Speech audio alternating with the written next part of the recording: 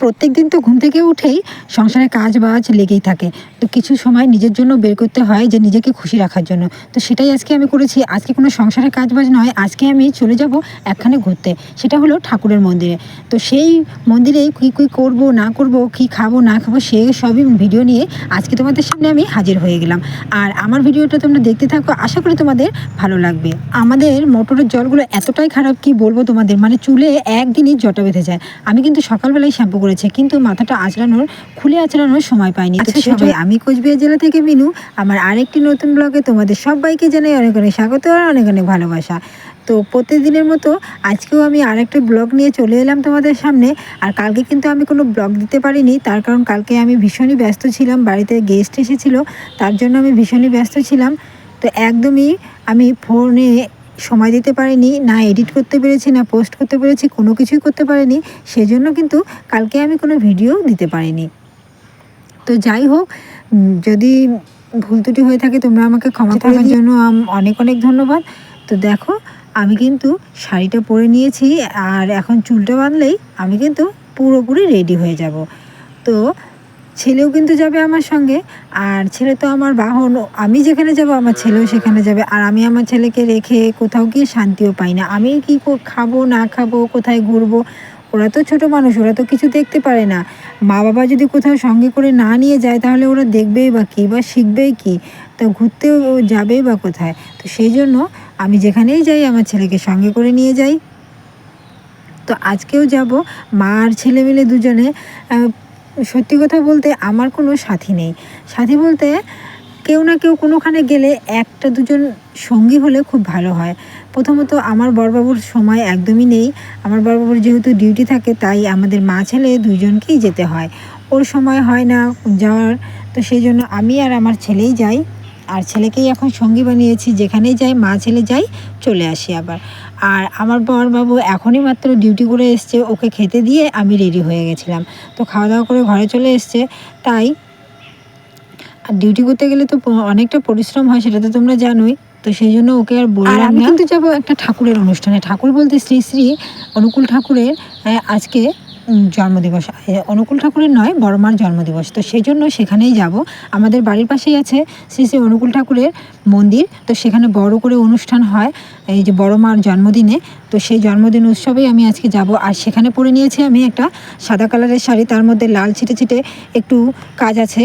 আর আমাদের অনুকূল ঠাকুরের কিন্তু এই সাদা কালার ড্রেসটাই চলে বেশি। তো সেই জন্য আমি এই লাল সাদাটাই বেছে নিলাম। আর একদম রেডি হয়ে গেছে পুরো। কেমন লাগছে সবাই কমেন্ট করে জানাবে একটু। আমি কিন্তু খুব একটা সাজি না, আর গরমে একদমই তো নয়, গরমের সাজ একদমই পছন্দ হয় না, সব ঘেমে ঘেমে একদম। আর মেকআপ কিন্তু আমি একদমই পছন্দ করি না। আমি বিয়েবাড়িতে গেলেও আমি মেকআপ কিন্তু করি না। আর এটা তো কোনো পুজো বাড়ি বা কোনো ঠাকুরের অনুষ্ঠান, সেখানে তো মেকআপ একেবারেই আমার চলে না। তো আমি এরকম সিম্পল বা সাদামাটা থাকতেই পছন্দ করি, আমি এরকমই। তো কেমন লাগছে সবাই কমেন্ট করে জানাবে। আমি একদম রেডি হয়ে গেছি, এখন চলে যাব মা ছেলে মিলে। তো খুব একটা দূর নয়, রেডি হয়ে দেখো একটু বসে পড়লাম, ভাবলাম যে একটু বসে যাই। আর বিকেলবেলা যেহেতু, তো খাওয়া দাওয়া করেই কিন্তু আমি বেরিয়ে পড়েছি, যে যাবো আবার চলে আসবো, তো তার জন্য অনেকটা সময়ের প্রয়োজন। সেই জন্য আমি খুব একটা দেরি করিনি, সব কিছু কমপ্লিট করে ঝাড়ু ঝাঁটা সব যা কাজ থাকে সব কিছু কমপ্লিট করে খাওয়া দাওয়া সেরে বাসনপত্র মেজে ঠেজে তারপর কিন্তু আমি ছেলেকে নিয়ে রেডি হয়ে গেছি।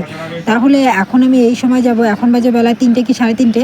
তো সেই সময় যাব, আবার কিন্তু আমাকে ঘুরে আসতে হবে। আর আকাশের পরিস্থিতি এই ভালো এই খারাপ, তো সেই জন্য আমাকে সন্ধ্যের আগে ঘুরে আসতে হবে।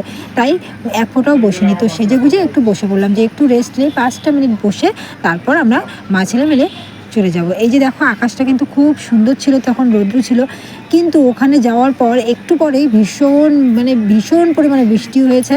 তো সেই জন্য আর কোনো ভিডিও করতে পারিনি, যতটুকু করেছি ততটুকু তোমাদের সঙ্গে শেয়ার করবো, তোমরা দেখতে থাকো। আর এই যে দেখো আমার দুষ্টু সোনা মিষ্টি পাপা। তো বেরিয়ে পড়লাম মা আর ছেলে মিলে। শ্রী শ্রী অনুকূল ঠাকুরের আজকে উৎসব আছে, বড় মার জন্মদিন। তো তার জন্য মা আর ছেলে মিলে রেডি হয়ে যাচ্ছে একটু উৎসবে। আর আমি শাড়ি পরেছি, কেমন লাগছে আমাকে কমেন্ট করে জানাবে। অনেক দিন পর শাড়ি পরি, হঠাৎ করে কেমন লাগছে জানাবে সবাই। আর এই যে আমাদের পাহাড় পেরিয়ে যাচ্ছি আমরা মা আর ছেলে। এই যে পাহাড় থেকে নামতেই পারো না বাবা, দৌড়ায় না, পড়ে যাবি।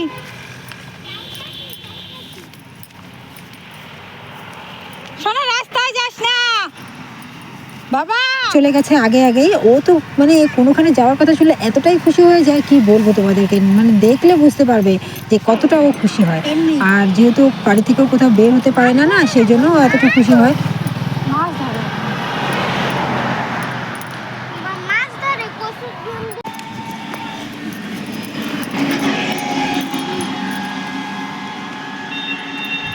বর্ষার দিনের আকাশের কোনো কিন্তু ভরসা নেই। দেখো আমি যাচ্ছি যখন, কি সুন্দর রৌদ্র না, সেই সুন্দর কিন্তু রৌদ্র ছিল।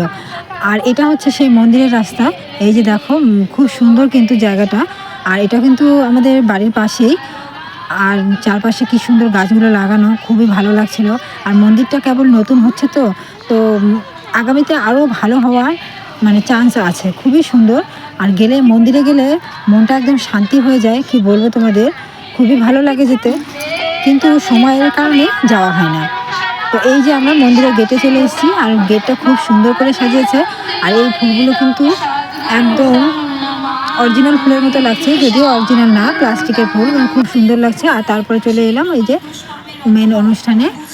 আর ওখানে এই যে সবাই সবাই চেয়ার নিয়ে বসেছে, অনেক লোক হয়েছে। আরও অনেকেই প্রসাদ নিচ্ছে, ওখানে আনন্দবাজার হচ্ছে, সেই আনন্দবাজারে প্রসাদ নিচ্ছে। আর এখানে বসে পড়েছে, আর আমিও এর মধ্যে চলে এলাম। আর ওই যে এসেই দেখো, আর সামনে আমার ছেলে আর আমার মা বসে পড়েছে। আমার মা কিন্তু আমার 1 ঘন্টা আগেই এসছে, তো এসে বসে পড়েছে। আমি যখন অনুষ্ঠানে এসে গেছি, তো ভাবলাম যে শুধু আমি কেন, আমার সঙ্গে আমার বন্ধুরাও চলে আসুক আমার অনুষ্ঠান দেখতে। আর এই যে সেই জন্য তোমাদেরকেও আমি যে অনুষ্ঠানে গেছিলাম সেই অনুষ্ঠানে নিয়ে এলাম। আর নিয়ে তো সত্যিকারে আসতে পারবো না, ক্যামেরার মাধ্যমে তোমাদেরকে নিয়ে এলাম। তো তোমরাও আমার সঙ্গে অনুষ্ঠান দেখতে থাকো, আশা করি তোমাদের ভালো লাগবে।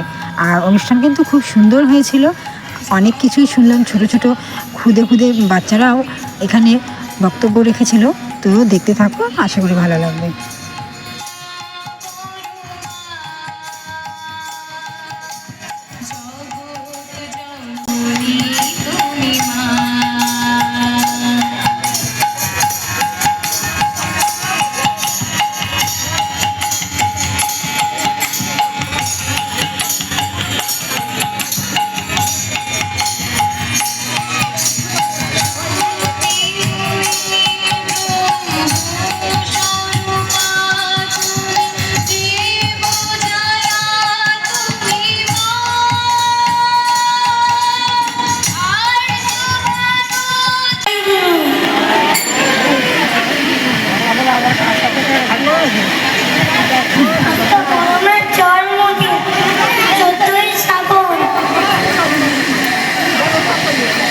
আর এরা হলো সেই ক্ষুদে শিল্পী, এখানে কিন্তু আরও 4-5 জন আছে। আর এই বয়সে স্টেজে উঠে যে ও 2-4 কথা বড়মার নামে বলেছে, এটাই কিন্তু অনেকটা। ও কী বলেছে এটা কিন্তু মেন কথা নয়, ও যে উঠে বলেছে এটাই বড় কথা। অনেক আছে দেখো, বড় বড় ছেলেমেয়েরাও স্টেজে উঠে 2-1টা কথা বলতে পারে না, কিন্তু ও সাহস করে বলেছে। তো এটাই আমার কাছে খুব ভালো লাগলো, আর অনুষ্ঠান খুবই ভালো লেগেছে আমার কাছে। তো তারপর দেখো 1-1.5 ঘন্টা শোনার পর কিন্তু আমরা চলে এসেছি আনন্দবাজার করতে। আনন্দবাজার করতে মানে প্রসাদ নিতে। আর প্রসাদে ছিল কিন্তু অনেক কিছু, ডাল, তারপর আলু পনিরের তরকারি, পাঁপড় ভাজা, তার চাটনি, মিষ্টান্ন, তো অনেক কিছু ছিল।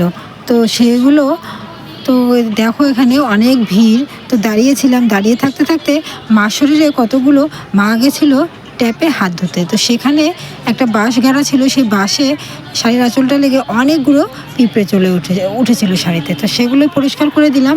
আর তারপরে এই যে দাঁড়িয়ে আছে প্রসাদ নেওয়ার জন্য, এত ভিড় কি বলবো। অনেকক্ষণ দাঁড়ানোর পর আমরা কিন্তু প্রসাদ নিতে পেরেছি। তো অন্ন প্রসাদ করেছিল, প্রসাদটা কিন্তু দারুণ টেস্টি হয়েছিল। যেমনই রান্না হোক, প্রসাদ খেতে কিন্তু দারুণ লাগে। আর এই যে দেখো, এই হচ্ছে আমার মা। আর মা এসেছে আমাদের বাড়ি থেকে, আর আমি গেছি আমার শ্বশুর বাড়ি থেকে। মানে আমাদের বাড়ি কিন্তু খুব একটা দূর নয়, 10 মিনিটের রাস্তা। আমার শ্বশুর বাড়ি থেকে আমার বাবার বাড়ি হায়েস্ট 15 মিনিট লাগে, এর বেশি কিন্তু সময় লাগে না। তারপর প্রসাদ টসাদ নিয়ে চলে এলাম বাড়িতে। এসে দেখি আমার বর এই যে মশারি প্যাকিং করে নিয়েছে। আর এই যে দেখো অন্ধকার করে এসছে আকাশ, এক্ষুনি বৃষ্টি নেমে আসবে। ভাগ্যিস আমি আগে চলে এসেছিলাম, না হলে হয়তো আসতেই পারতাম না। অনেক